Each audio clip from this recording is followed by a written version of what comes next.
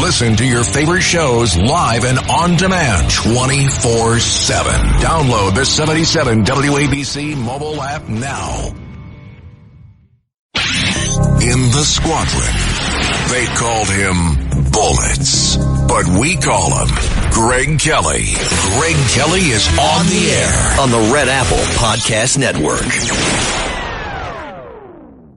All right. Ow. Ow.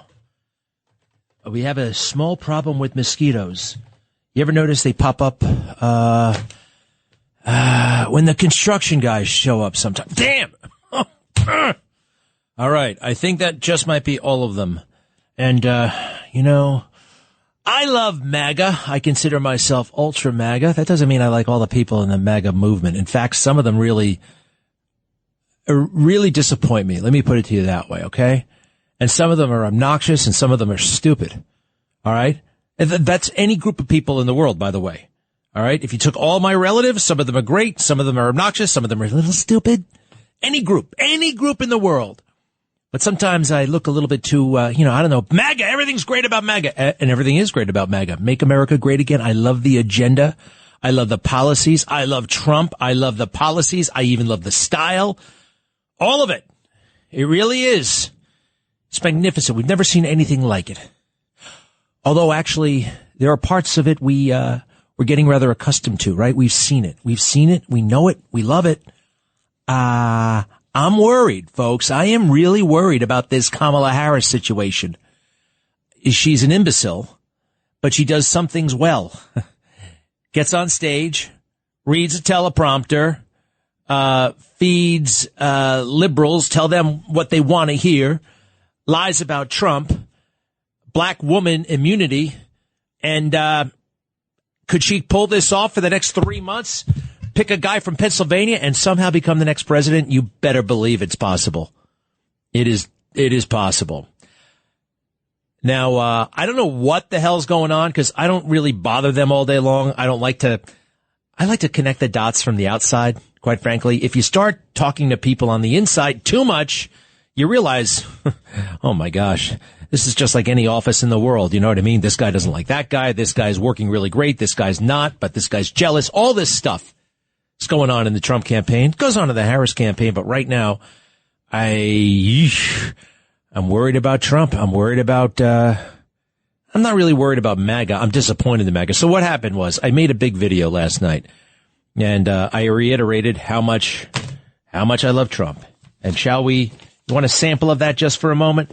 How much do I love Trump? Cut 26. Okay. This is where I'm coming from. Cut 26. Annalise. Outside of this family, outside of our family, who do I like the most? Trump. Now, do you know what happened to him yesterday? What? Somebody shot him. What does shot mean? They fired a gun at him. What? They fired a bullet at him. You've seen a gun before, right? On television? Well, didn't know what I was talking about, and I shouldn't be talking to political violence with my daughter, but that just gives you a sense of where I'm coming from. And I wasn't late to the Trump train. In fact, I've only been to one rally, and it was the very first rally. June 16th, 2015, when Trump announced for president. I wasn't expecting a damn thing. I watched the entire speech live, standing there myself in Trump Tower. And then the fake news came up to me and asked me, what did you think, Greg? And this is what I told him. Cut 27. I think he might be a game changer in this race. Listen to that speech. It's going to go over well in certain precincts in Iowa, New Hampshire. This is a big deal. This is not a joke. And I was the only one right, by the way. Everybody was saying, oh, no, this is a joke. Daily News dressed him up in clown makeup and said, send in the clowns. That was their headline the next day. Maggie Haberman said, there is no way conceivable that this guy could get the nomination. It is inconceivable. And she had a little powwow with all of her New York Times fake news colleagues, and they could not conceive of a way that Donald Trump could become president. And I knew it. I knew it in my bones. I could feel it. The message, I knew it intellectually, and I also knew the country, and I knew he could take it all the way. Right now, I'm a little bit freaked out, though, how things are going. So this is what I'm hearing. President Trump gets shot, right? And that was horrible, but it was also kind of magnificent, right? The horror and then the victory at the same time. We all can't stand that somebody was killed, but that was a moment that we'll never forget, right? Well, big media and everybody else desperately wants us to forget it. And it literally is being censored. That's a real thing. And the media desperately changing the topic. Right now, actually, it should be all assassination attempt all the time. This could have been based on the incompetence. Incompetence doesn't do it justice. This looks like it was deliberate. Somebody deliberately let their guard down so Trump could be killed. That's what I think happened, actually.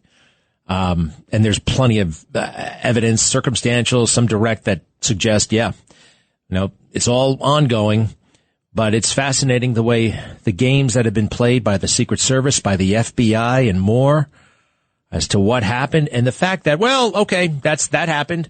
And now we're right back to it. We're just right back to business as usual. Could you imagine if Biden had been shot?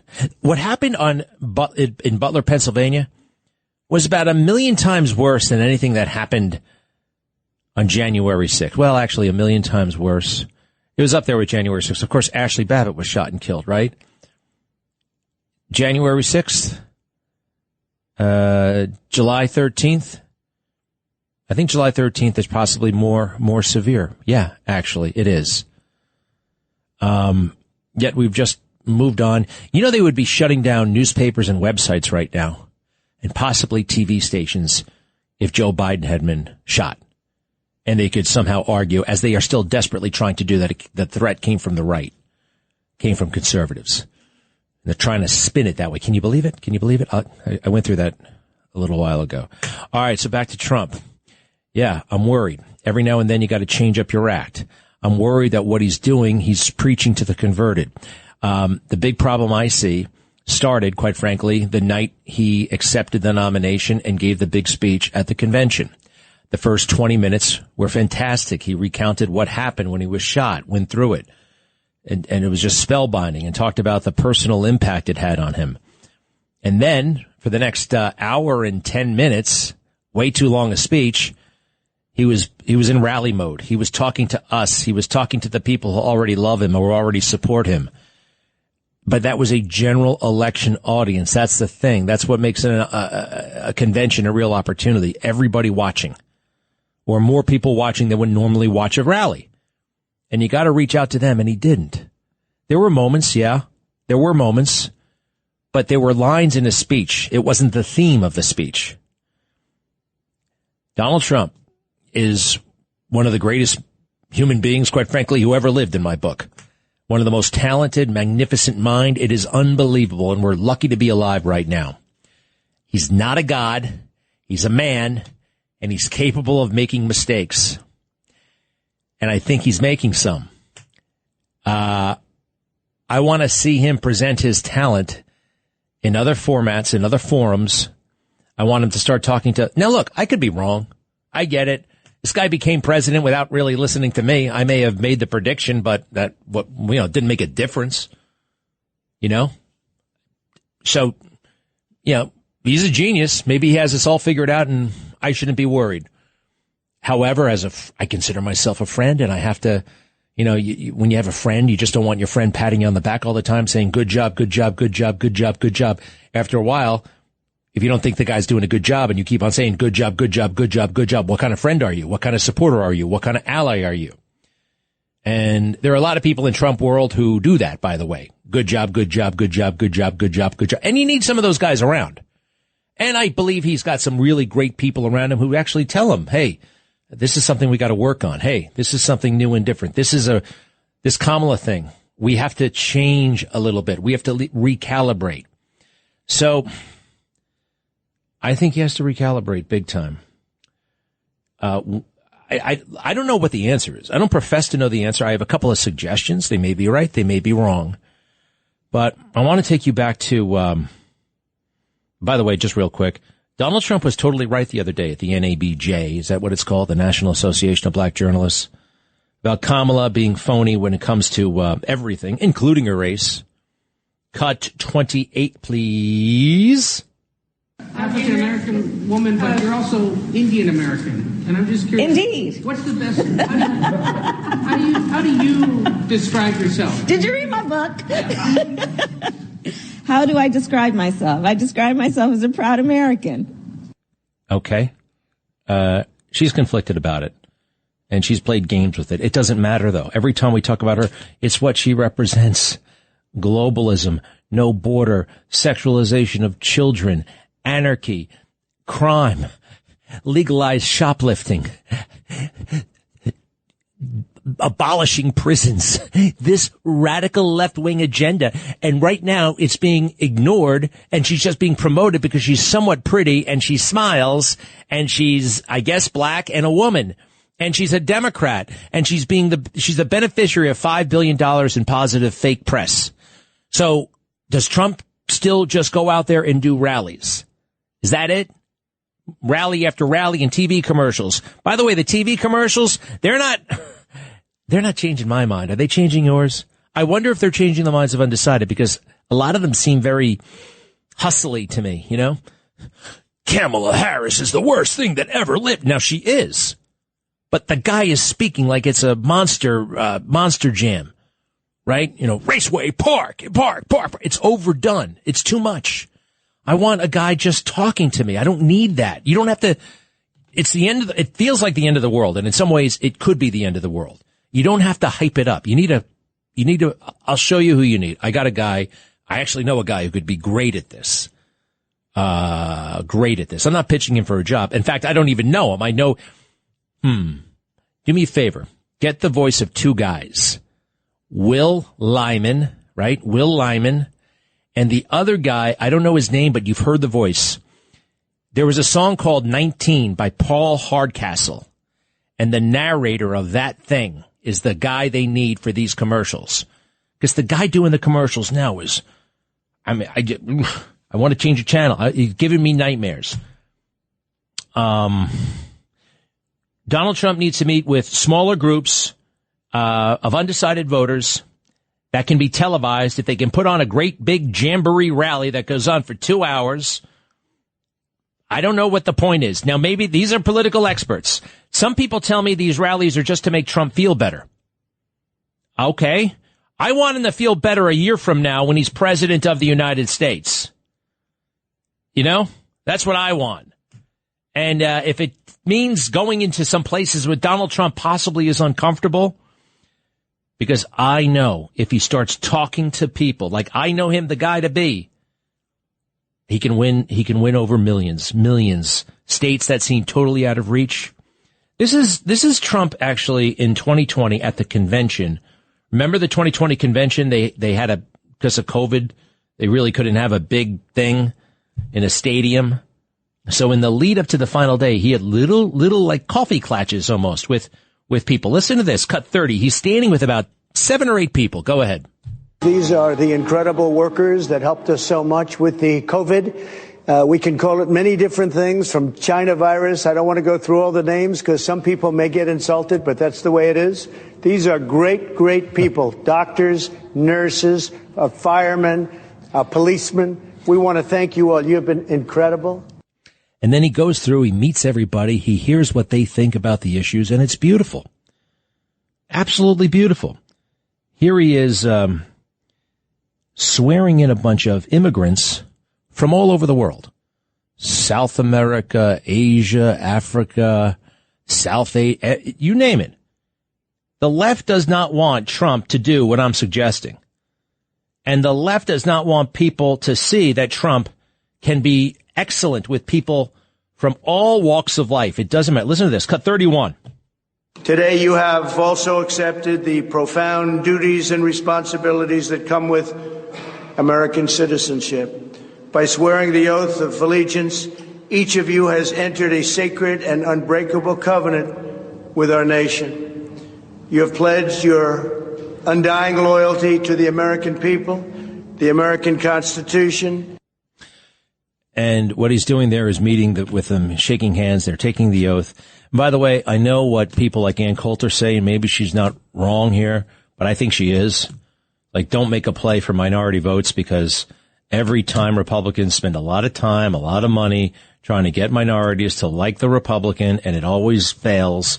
And what you got to do is focus on getting as many white people out as possible. Now, I don't like looking at the world in those terms. You know, I just, maybe she's right. I think it's time for something else.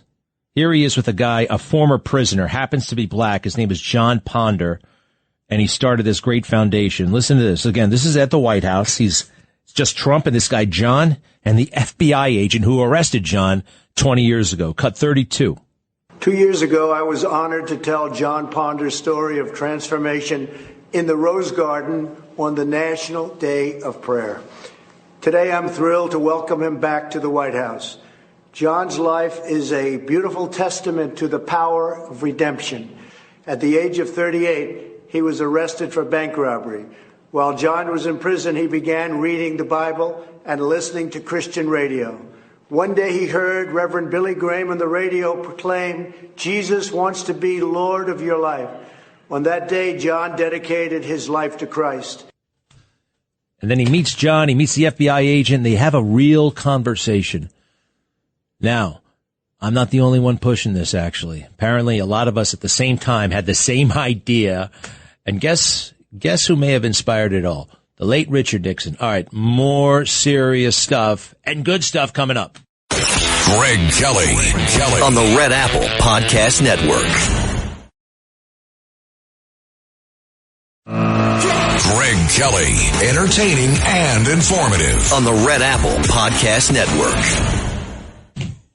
All right, let me cut to the chase here. So I think two things: smaller appearances, Trump in front of undecided voters. He doesn't need anybody from the media there, just him and the people. That can be televised.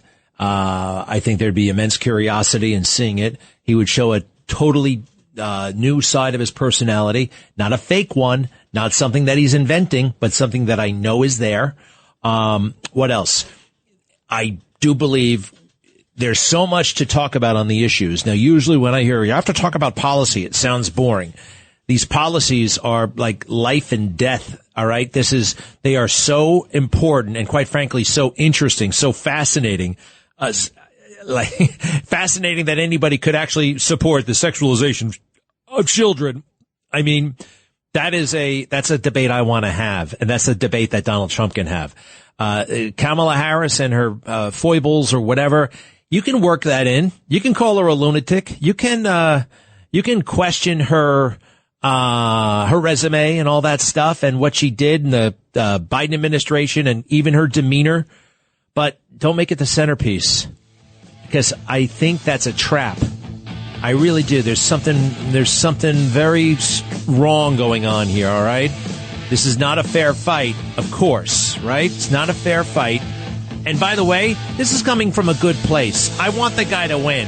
I can't believe how some in MAGA have reacted to this very beautiful suggestion. Greg Kelly on the Red Apple Podcast Network.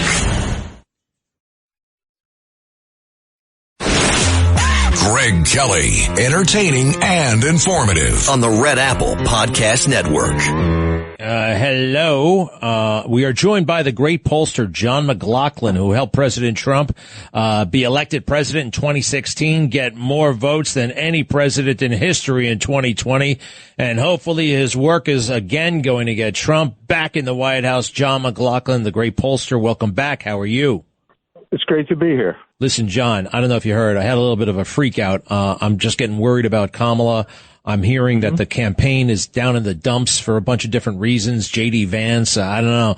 But look, cheer me up if you can, but give it to me straight. What's going on with this campaign and the numbers? Well, we put out a national poll a couple of days ago, and when you think about it, we did a poll right before the debate with Biden, and we put it out June 26th, and Trump was leading Biden 46-44. So we're up 2 points nationally, which is a lot better than 2016, where we were never ahead in the national popular vote, or 2020. It was always an electoral state play. So okay, we're up 2 points over Biden. Biden bombs in the debate. And all the Democrats are saying, call him, he's too old, he's got to drop out. And then Trump survives, by the grace of God, an assassin's bullet. We have a unifying convention in Milwaukee the following week where all the Republicans come out united. It looks so good against Biden. Biden drops out and handpicks Kamala Harris as his replacement. All the Democrats are singing Kumbaya. And the poll we released 2 days ago, Trump's leading Harris 47 to 45. 2 points. That's so tight. That's not good enough, is it? I mean, I don't like that. I don't like that. Well, yeah, hang on for a second. But think of all the things that have happened, all those historic twists and turns. Trump's base is rock solid. He's still up 2 points over her, in spite of the 2 weeks of great coverage she's gotten, right? You talk about coronation, right? Where her favorables are up because, you put on CNN, you put on MSNBC, you put on the major networks. This is great. And she's signing on board some very smart people. David Plouffe today, they've signed him. He was Obama's campaign manager. They've signed him on board. I heard they're paying him $10 million for 3 months' work. Does that sound right? I wish I could get that. Don't you wish? But it's like, probably. I mean, they have lots of money. But the reality of this is, in spite of all that, Trump's still leading.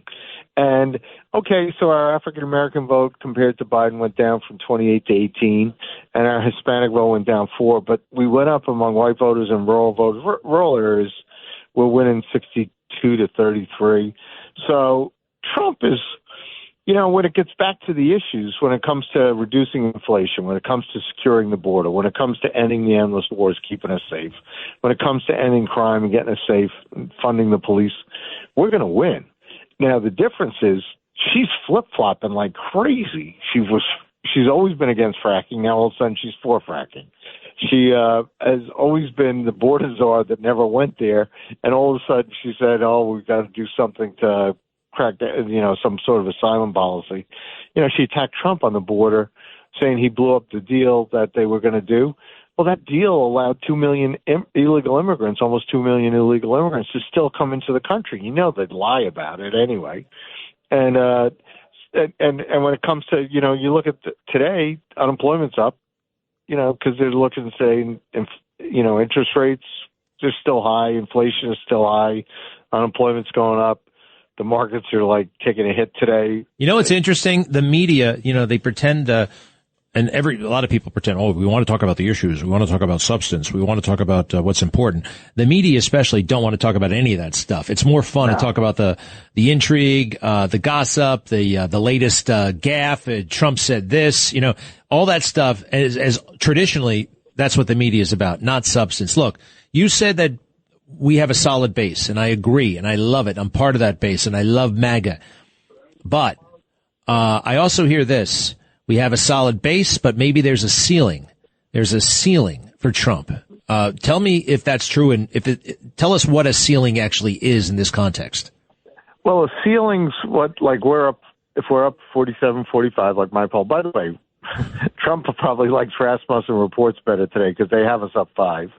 And Mark Penn, who is Hillary Clinton's pollster, who does the Harvard-Harris polls, has us up 4. So he probably likes those polls better today. But that's a national popular vote. And there's still like 10% undecided, or, Kennedy in our poll went down from 10 to 8 because some of the Democrats went back to her. That ceiling point is the undecided that's saying, who's going to make my life better? And the difference for us was, compared to going way back in history, Ronald Reagan. When Reagan debated Jimmy Carter in October, all of a sudden the closed polls went to a landslide for Reagan. Okay. He won Just by 7 points. Let me ask you something, though. The ceiling thing. Is that, I'm worried that, this is how it's explained to me. All the Trump votes that Trump can get, he's already got. And everything else is locked in. That's wrong, right? I'm wrong about that, or they're misinformed. Yeah, that's not true. What you've got is you got roughly 8 to 10% of the electorate that's undecided, and 80% of them, because in this poll that I'm talking about, 75% said the country's on the wrong track. That's the highest we've ever seen. It was higher than Obama, higher than Biden. 75% wrong track. The undecideds are over 80% wrong track.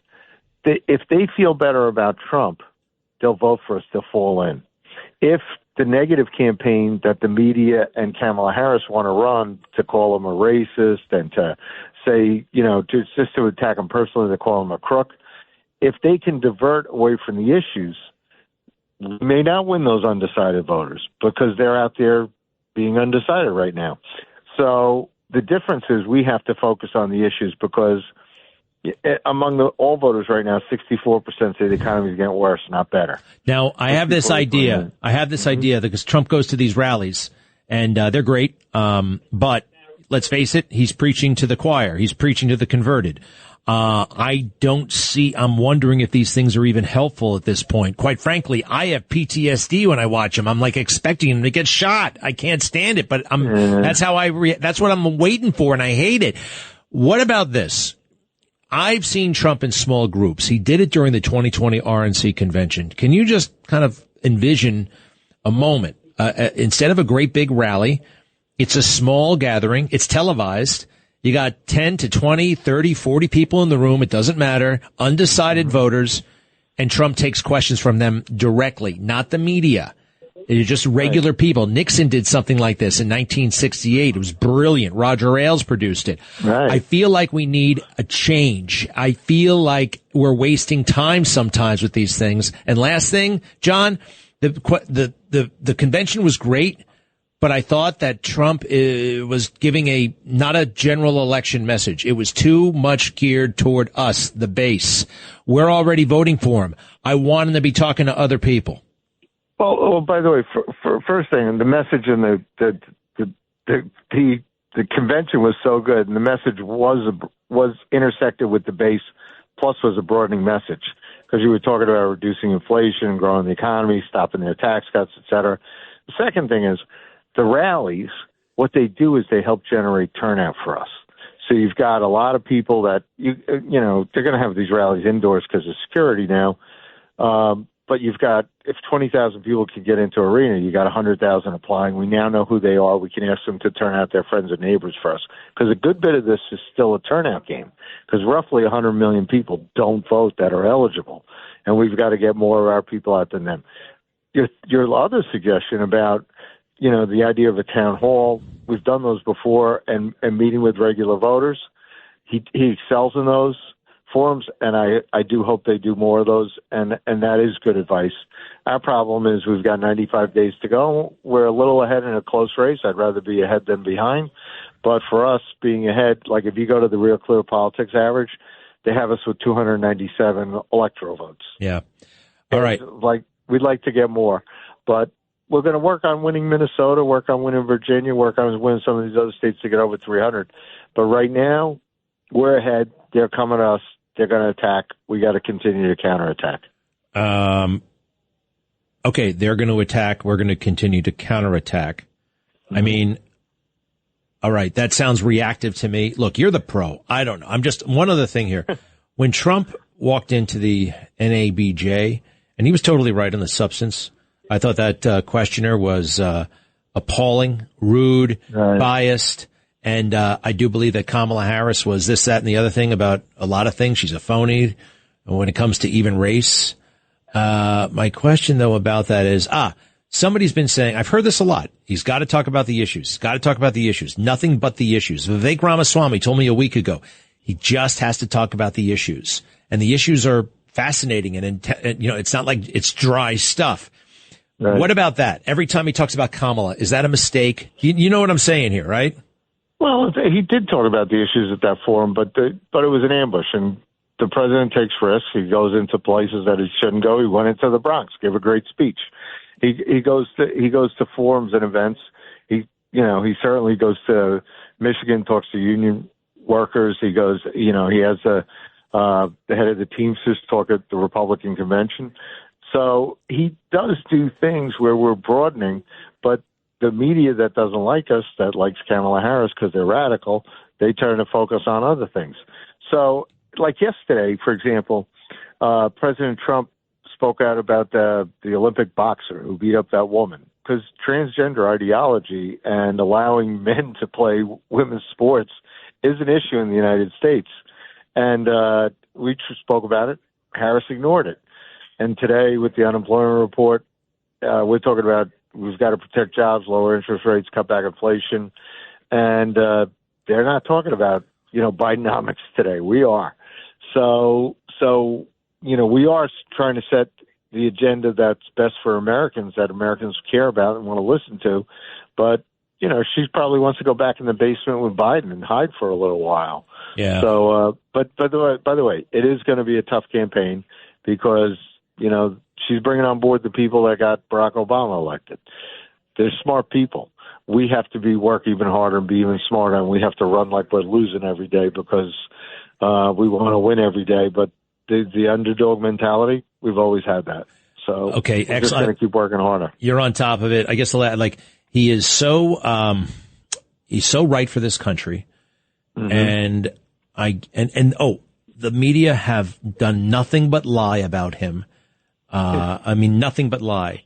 And so many people, he's a monster. They think he's a monster because they've been lied to.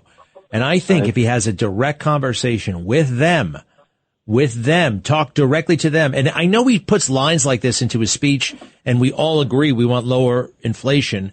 I'm not talking about tone. I'm talking about audience. If he's in front of another type of audience, I think something is going to come through. And in fact, John, look, we've had you. I'm sorry to keep you so long, and thank you for listening to my kooky ideas. Maybe they're kooky, but I just want him to win, and I would feel guilty. I would feel bad if I'd rather make a fool out of myself with you guys than have an idea that might be good and keep it to myself, and I'd maintain my dignity and my popularity. But in the off chance that any of this stuff is helpful, I want to share it with people, okay? It is helpful because what you were talking about is, for example, when you talk about inflation, Trump has a record. Inflation was less than 2% when he was president. Kamala Harris has a record. She cast a tie-breaking vote for Biden's $1.9 trillion of wasteful spending that triggered inflation in the U.S. So we've got to continue to draw that contrast between Trump's record of success and their record of failure and incompetence, and that's what the next 95 days are going to be about. Awesome, John McLaughlin. Thank you, sir, very, very much. Great to talk again. Thank you. I'm sure we'll keep talking. Please. Getting the truth out. We need you. Thank you, sir. Thank you so much. He's such a great guy. Thank you, John. And look, give me a call, 800-848-9222, 800-848-9222. And what about that man who beat up the woman at the Olympics? Greg Kelly on the Red Apple Podcast Network. Greg Kelly, entertaining and informative on the Red Apple Podcast Network. All right, Rick in New Jersey, yellow.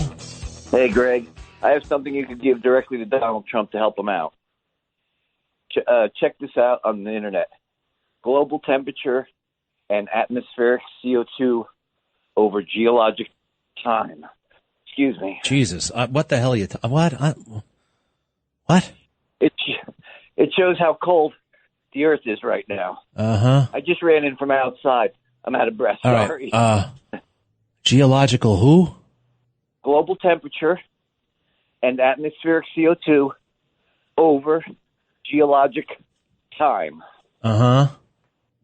/graph. Oh, geez. /images. Oh, what? I got to go online and get this stuff? Yeah, go on the internet. No, I'm not going to do that. That's too complicated a website. It's not a website. It's just a graph. Well, just go to, you go to GoDaddy or something like that? Make it GoDaddy /graph. It'll show you we're in the bottom of an ice age right now. Oh, I know. I've heard all this stuff. I don't know. What difference does it make? Because a lot of people out there are convinced that the Earth is really hot right now, especially with the summer being warm. And all those people, they want to save the planet, so they think vote Democrat. Yeah, I know. This is a topic of that's discussed and debated quite a bit, don't you think? But there's a key to it all, and if you could just the key is what? It's cold. It's actually that we're living at the bottom of an ice. What do you mean bottom of an ice age? What does bottom of an ice age mean? The bottom of an ice age means within a couple degrees, we're as cold as the Earth has ever been while life has been on it. 98% of the time, it has been hotter. Yeah. We've been lied to about the temperatures. They say that we're in the hottest decade, in record. In the last 150 years, maybe. All before that, the Earth was much hotter. All right. I don't know if this is the winning issue that you think it is going forward, though. All right. I mean, meanwhile, boys are hanging around girls' restrooms. Got no border. Shoplifting is legal. I don't want to spend time with the geological survey right now. You know what I mean? It's not a big issue. I don't want to sound ignorant or anything, but I don't know. All right. Well, I don't know. Why don't you get to social media and promote that thing?